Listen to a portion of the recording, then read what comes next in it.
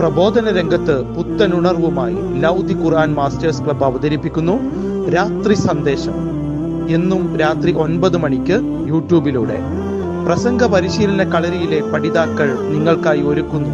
കേൾക്കുക, പ്രബുദ്ധരാവുക, മറ്റുള്ളവരിലേക്ക് എത്തിക്കുക.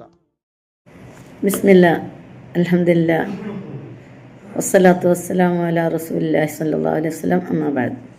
പ്രിയ ലൗദി ഖുർആൻ ശ്രോതാക്കളെ, അസ്സലാമു അലൈക്കും വറഹ്മത്തുള്ളാഹി വബറകാതുഹു.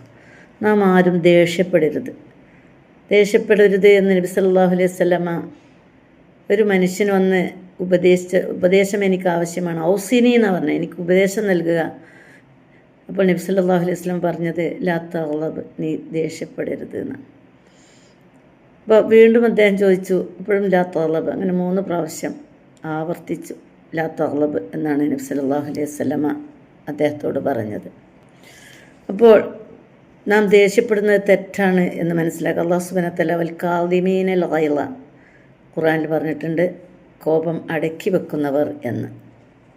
എന്നാൽ നല്ല ദേഷ്യവുമുണ്ട്. അല്ലാഹു സുബ്ഹാനഹു വ തആല വിരോധിച്ച കാര്യങ്ങൾ ചെയ്യുമ്പോൾ, ഒരു മുസ്ലിമിന് യോജിക്കാത്ത കാര്യങ്ങൾ ചെയ്യുമ്പോൾ ദേഷ്യപ്പെടുന്നതുകൊണ്ട് അത് വളരെ വലിയ ദേഷ്യമായി കൂടാ. ദേഷ്യപ്പെടുന്നതുകൊണ്ട് വിരോധമില്ല. റസൂൽ സല്ലല്ലാഹു അലൈഹി വസല്ലം പറയുന്നു, ഗുസ്തി മത്സരത്തിൽ വിജയിക്കുന്നവനല്ല വിജയി എന്ന്, ദേഷ്യപ്പെടുമ്പോൾ അടക്കി നിർത്തുന്നവനാണ് വിജയി എന്ന്. ദേഷ്യപ്പെടുമ്പോൾ അടക്കി നിർത്തുന്നവൻ അള്ളാഹുവിൻ്റെ അടുക്കൽ സ്വർഗത്തിൽ ഹൂർലിങ്ങളെ അള്ളാഹു കൊടുക്കുമെന്ന് നബി സല്ലല്ലാഹു അലൈഹി വസല്ലം പറഞ്ഞിട്ടുണ്ട്. അതുപോലെ തന്നെ അവരുടെ ഹൃദയങ്ങളിൽ, മറ്റൊരു ഹദീസിൽ പറഞ്ഞിട്ടുണ്ട്, അവരുടെ ഹൃദയങ്ങളിൽ ഖിയാമത്ത് നാളിൽ തൃപ്തി നിറക്കുന്നതാണ് എന്ന്. ദേഷ്യം പിടിക്കുമ്പോൾ ഞാൻ ഇങ്ങനത്തെ ഒരു സ്വഭാവക്കാരനാണ്, എനിക്കത് എൻ്റെ പ്രകൃതിയാണ് എന്നൊന്നും പറയാൻ പറ്റില്ല.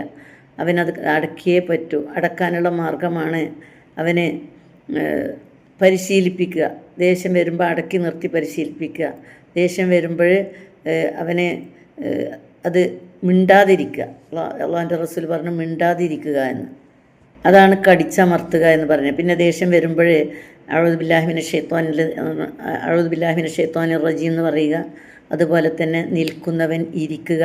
ഇതൊക്കെ ദേഷ്യം പോകാനുള്ള ഓരോ നിബന്ധനകൾ പണ്ഡിതന്മാരും നബി സല്ലല്ലാഹു അലൈഹി വസല്ലമയുടെ ഹദീസിലൂടെ നമ്മൾ മനസ്സിലാക്കിയതാണ്. അപ്പോൾ ദേഷ്യപ്പെടുക എന്നുള്ളത് അള്ളാഹുവിൻ്റെ അടുക്കൽ വളരെ, ദേഷ്യപ്പെടുന്നവരോട് അള്ളാഹു സുബ്ഹാനഹു വ തആല ദേഷ്യപ്പെടുന്നതാണ് എന്ന ബോധത്തോടു കൂടി ദേഷ്യപ്പെടുക. ഈ ദേഷ്യം എന്തിലേക്കെല്ലാം എത്തും? അത് കൊലപാതകത്തിലേക്കെത്തും, അടിപിടികളിലേക്കെത്തും, വളരെ കുടുംബ ബന്ധം ഛിദ്രമാകുന്നതിലേക്കെത്തും. അങ്ങനെ ദേഷ്യം ഒരു മിനിറ്റിൻ്റെ ദേഷ്യം കൊണ്ടാണല്ലോ ഭാര്യ ഭർത്താക്കന്മാരുള്ള അടിപിടി, കൊലപാതകം, അതുപോലെ തന്നെ മക്കളും അപ്പന്മാരുമുള്ള തമ്മിലടി. ഇതെല്ലാം രാഷ്ട്രീയമാകട്ടെ, കുടുംബമാകട്ടെ, അതുപോലെ തന്നെ കച്ചവടക്കാരാകട്ടെ, ഇതെല്ലാം നമ്മൾ ശ്രദ്ധിക്കേണ്ടതുണ്ട്. ദേഷ്യം അടക്കി വെക്കുക. അല്ലാഹു സുബ്ഹാനഹു വ തആല ദേഷ്യം അടക്കി വെക്കുന്നവരിൽ നമ്മളെ ഉൾപ്പെടുത്തട്ടെ. ആമീൻ. വ ആഖിറു ദഅ്വാനാ അനിൽ ഹംദുലില്ലാഹി റബ്ബിൽ ആലമീൻ. അസ്സലാമു അലൈക്കും.